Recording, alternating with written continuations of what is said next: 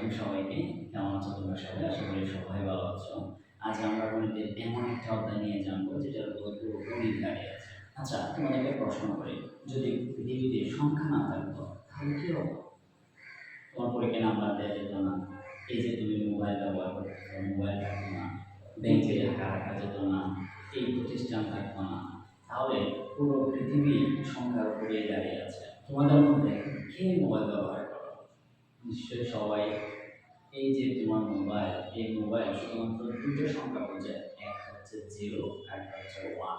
আজকে আমরা যে অধ্যায় সম্পর্কে পড়বো সেটি না জানলে এই জিরো সম্পর্কে ভালোভাবে বোঝা আজকে সম্ভব নয়। তাই আজকের ক্লাস শুধু পরীক্ষার জন্য নয়, আজকের ক্লাস তোমাকে পৃথিবীকে নতুনভাবে চিনতে শেখাবে। আচ্ছা, বলো তো সংখ্যা কাকে বলে?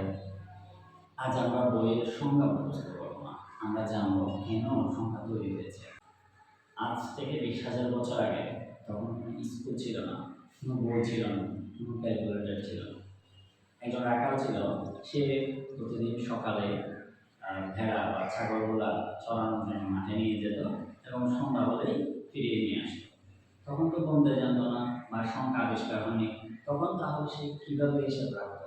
তখন তারা হিসাব রাখত সন্ধ্যায় যখন ছাগল বা ভেড়াগুলা মাঠ থেকে ফিরে আসতো, তখন কি করতো? একটা ভেড়ার জন্য দাগ কেটে রাখতো, অথবা একটা ভেড়ার জন্য একটা এভাবে পাথর নিত। এভাবে নিতে নিতে যতক্ষণ না পর্যন্ত তার পাথর শেষ না হয়ে যেত, ততক্ষণ পর্যন্ত সেইভাবে কন্টিনিউ করতে থাকতো। অর্থাৎ তাদের যতগুলা ভেড়া বা ছাগল থাকতো, ততগুলা তাদের কাছে পাথর থাকতো। এভাবেই মূলত সংখ্যা আবিষ্কার। আচ্ছা, তুমি কি জানো পৃথিবীর সর্বপ্রথম ক্যালকুলেটর কোনটা? মানুষের হাতের আঙুল। তুমি ঠিকই শুনেছ।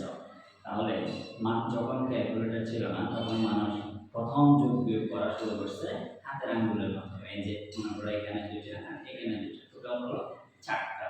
তাহলে এইভাবেই মানুষ আস্তে আস্তে আস্তে আস্তে যোগ বিয়োগের জন্য ক্যালকুলেটর ব্যবহার করা শুরু করে। সেজন্য এখন দেখা যায় পৃথিবীর প্রায় অনেক দেশে 10 পেজ সংখ্যা পদ্ধতি রয়েছে, অর্থাৎ 10 ভিত্তিক সংখ্যা পদ্ধতি।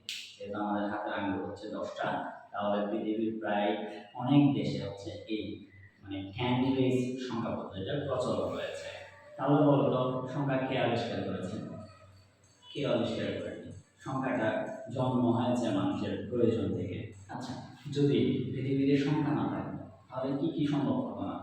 ব্যাংক সম্ভব ছিল না, মোবাইল, যে জিপিএস, বিমান, কম্পিউটার, ইন্টারনেট। তার মানে এই যে বিজ্ঞানের যুগোপযোগী আবিষ্কার, এই যে এত কিছু, সব কিছু সম্ভব হয়েছে এই সংখ্যার মাধ্যমে। আজ আমরা এমন সব সংখ্যা শিখব যেগুলো দিয়ে পৃথিবীর প্রায় সব হিসাব করা যায়। আর এই সংখ্যার নামই হচ্ছে বাস্তব সংখ্যা বা রিয়েল নাম্বার। বাস্তব সংখ্যা কি আসলে? যেসব সংখ্যা সংখ্যা রেখায় প্রকাশ করা যায় তাকে বাস্তব সংখ্যা বলে। সংখ্যা রেখাটি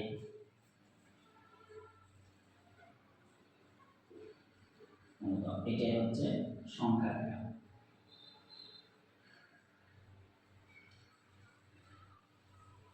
অর্থাৎ আমরা যে সংখ্যাগুলা এই রেখার মধ্যে লিখতে পারবো, সব সংখ্যাই হচ্ছে বাস্তব সংখ্যা। তাহলে এখানে কি কি আছে? শূন্য আছে, 1 2 -1 -2 5। তাহলে আমরা প্রায় সব মান আমরা এখানে লিখতে পারবো। তাহলে আরেকটু সহজভাবে বলতে গেলে বাস্তব সংখ্যা হচ্ছে সকল মূলদ সংখ্যা এবং অমূলদ সংখ্যা মিলেই হচ্ছে কি বাস্তব সংখ্যা। আজ আমরা শুধু বাস্তব সংখ্যার দরজা বলেছি।